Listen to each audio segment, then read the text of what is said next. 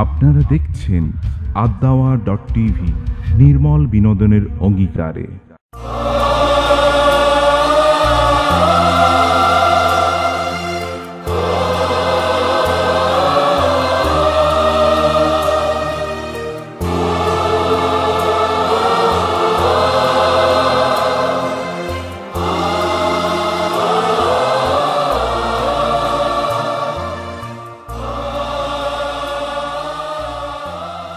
উত্তর পূর্বে ধলেশ্বরী, দক্ষিণ পশ্চিমে কালীগঙ্গা, এরই মাঝে সবুজ শ্যামল দ্বীপের মতো জনপদ সিংগাইর। মানিকগঞ্জের সিংগাইর উপজেলায় বলধারা ইউনিয়নের পারিল গ্রামেই জন্ম হয় ভাষা শহীদ রফিকের।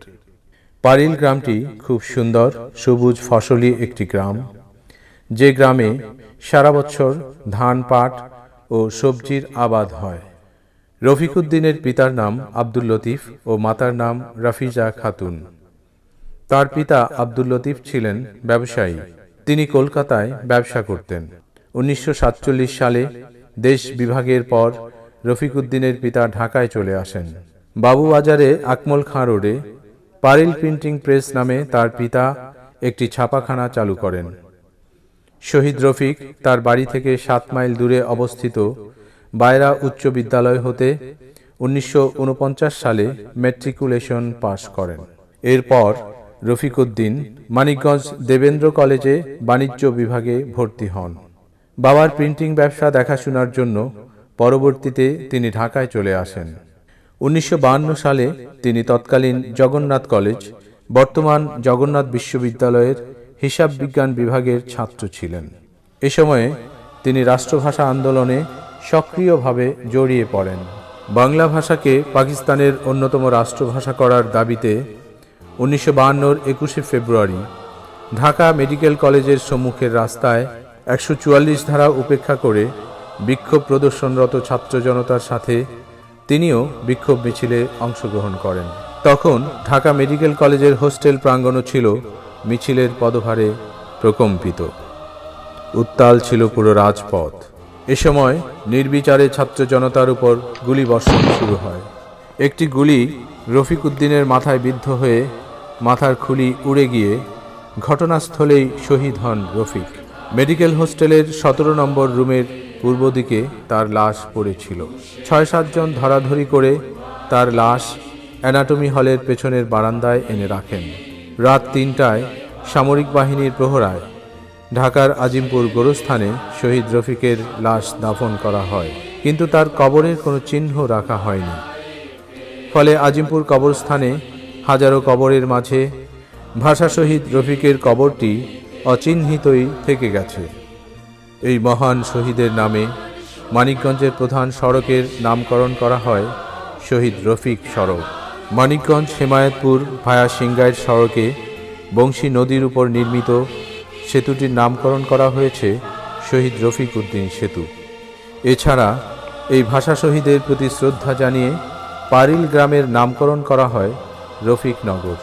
তার নিজ গ্রামে এই স্থানটিতেই 2008 সালে 42% জমির ওপর 69 লাখ টাকা ব্যয়ে জেলা পরিষদ নির্মাণ করে একটি পাঠাগার ও জাদুঘর। 2009 সালে এই পাঠাগারটি উদ্বোধন করা হয়। স্থানীয় সূত্রে জানা গেছে, স্মৃতি জাদুঘর ও শহীদ রফিকের বাড়িতে প্রতিদিন অর্ধশতাধিক দর্শনার্থী আসেন। এছাড়া আশেপাশের কয়েকটি গ্রামের স্কুল কলেজের শিক্ষার্থী ও তরুণেরা এখানে নিয়মিত বই ও পত্রিকা পড়তে আসেন। স্কুলের ছোট ছোট ছেলে মেয়েদের সাথে কথা বলে আমরা জানতে পারলাম, শহীদ রফিক সহ অন্যান্য ভাষা শহীদদের সম্পর্কে জানতে তারা বেশ আগ্রহী। এখানে এসে বিভিন্ন বই পুস্তক অধ্যয়নের মাধ্যমে তারা তাদের জ্ঞান ভাণ্ডারকে সমৃদ্ধ করার পাশাপাশি দেশের ইতিহাস, ঐতিহ্য এবং সংস্কৃতিকে আরও গভীরভাবে উপলব্ধি করতে পারছে। এই জাদুঘর থেকে প্রায় 250 গজ দূরেই 37% জমির ওপর ভাষা শহীদ রফিকুদ্দিনের পৈতৃক ভিটা।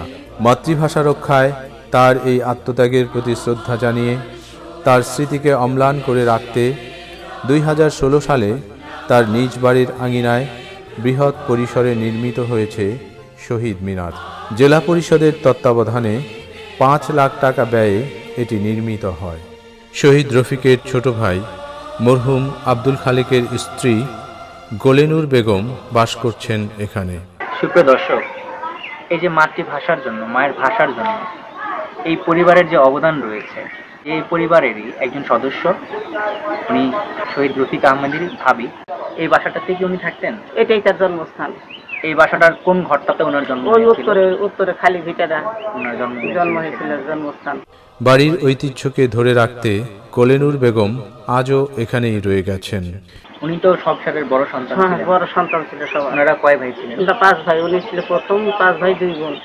এক বোন মারা গেছে, আর একটা বোন বাঁচা আছে, আর একটা ভাই আছে। রফিকের একমাত্র জীবিত ভাই খোরশেদ আলম মানিকগঞ্জ সদরে সরকারি বরাদ্দকৃত বাড়িতে থাকেন। পরিবারের অন্য সদস্যরা থাকেন ঢাকায়। এখন আমরা যে জায়গাটিতে দাঁড়িয়ে রয়েছি, শহীদ রফিক এই জায়গাটিতেই জন্ম নিয়েছিলেন। শহীদ রফিকের স্মৃতি রক্ষার্থে তার বর্তমান বাড়িটি তৈরি করে দিয়েছিল বেসরকারি উন্নয়ন সংস্থা প্রশিকা। এখানেই ছিল পুরনো সেই পাঠাগারটি। নতুন পাঠাগার ভবন নির্মাণের পর সকল বই পুস্তক সেখানে স্থানান্তর করা হয়। ভাষা শহীদ রফিক, সালাম, বরকত, জব্বার, শফিউর সহ আরও যারা রয়েছেন তাদের প্রতি বিনম্র শ্রদ্ধা জ্ঞাপন করছি। আজ এই অনুষ্ঠানের মধ্যে দিয়ে আমরা স্মরণ করছি দেশের এই সূর্য সন্তানদেরকে। তারা দেশকে, জাতিকে যা দিয়েছেন তার বিনিময়ে আমরা তাদেরকে কতটুকু দিচ্ছি? আমরা কি পারছি তাদের প্রতি আমাদের যে দায়িত্ব রয়েছে সেই দায়িত্বটি সঠিকভাবে পালন করার জন্য? এই প্রশ্ন আজ জাতির বিবেকের কাছে। রফিক উদ্দিন ও অন্যান্য ভাষা শহীদ সালাম, বরকত, জব্বার, শফিউরের মহান আত্মত্যাগের ফলেই বাংলা ভাষা 1956 সালে রাষ্ট্রভাষা হিসেবে স্বীকৃতি লাভ করে। এমন অনেক আত্মত্যাগ আর সংগ্রামের ফসল আমাদের এই মাতৃভাষা বাংলা। 2000 সালের ফেব্রুয়ারি মাসে ভাষা সৈনিক রফিক উদ্দিন আহমদকে মরণোত্তর 21 পদকে ভূষিত করা হয়। আমাদের সব ভালোবাসা আর উচ্ছ্বাস যেন শুধুই আনুষ্ঠানিকতা সর্বস্ব না হয়।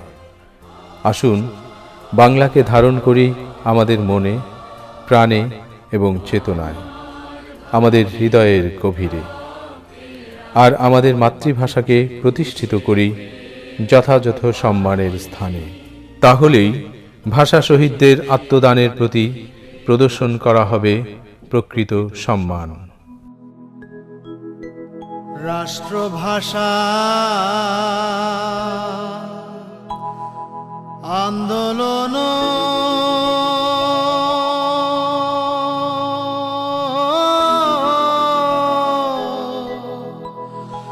করিলি রে বাঙালি, তোরা ঢাকার শহর রক্তে ভাসাইলি, তোরা ঢাকার শহর রক্তে ভাসাইলি।